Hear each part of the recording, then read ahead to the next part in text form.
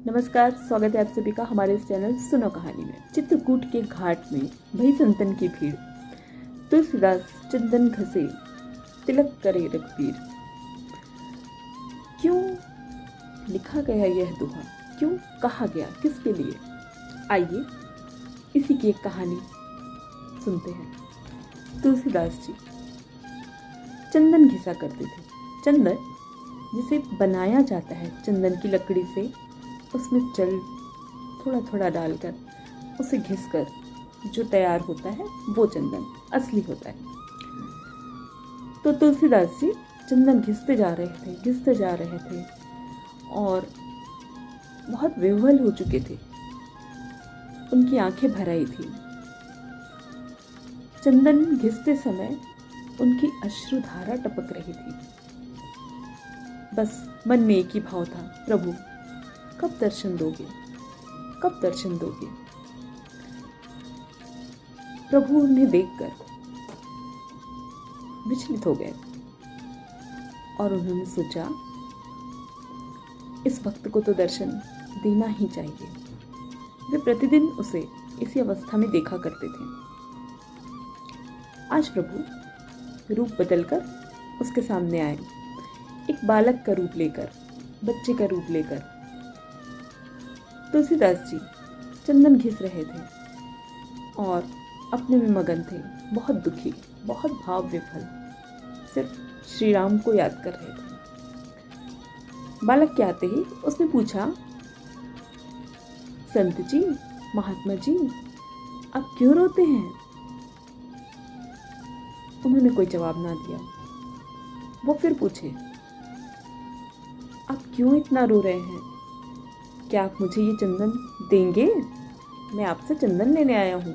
उन्होंने बालक को समझाते हुए कहा, बेटा आगे और भी बहुत सारे संत हैं, जाओ उनसे ले लो, मुझे अपने प्रभु के लिए चंदन घिसने दो। लेकिन बालहट, उसने कहा, नहीं, मुझे तो आप ही से चाहिए। क्या आप मुझे चंदन देंगे? साथ ही साथ बालक ने फिर वही प्रश्न किया, आप इतना रो क्यों रहे हैं? ऐसा क्या हुआ, क्या बात है? तुलसीदास जी कुछ ना बोले, शांत ही रहे। प्रभु मुस्कुराए,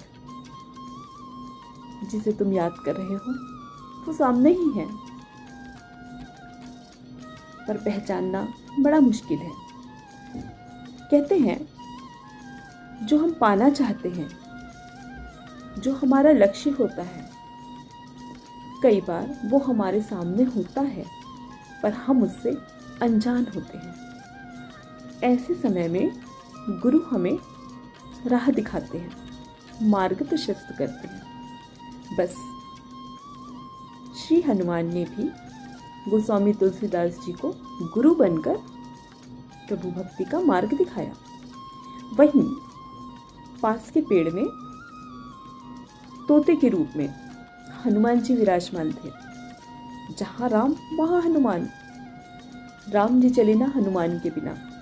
तो बस हनुमान जी देख रहे थे प्रभु की लीला। प्रभु मुस्कुराए, तभी तोते के रूप में विराजमान हनुमान जी ने गोस्वामी तुलसीदास जी को प्रेरणा दी, उन्हें प्रेरित किया। उन्हें कुछ आभास हुआ। अचानक वो गौर से देखे, ये कोई साधारण बालक तो नहीं है। उनका दिव्य रूप, प्रभु का दिव्य रूप गोस्वामी तुलसीदास जी को उस बालक में झलकने लगा। बहुत खूबसूरत प्यारी सी मूरत, मुस्कुराहट ही बता रही थी कि ये प्रभु हैं जो मुझे दर्शन देने आए हैं।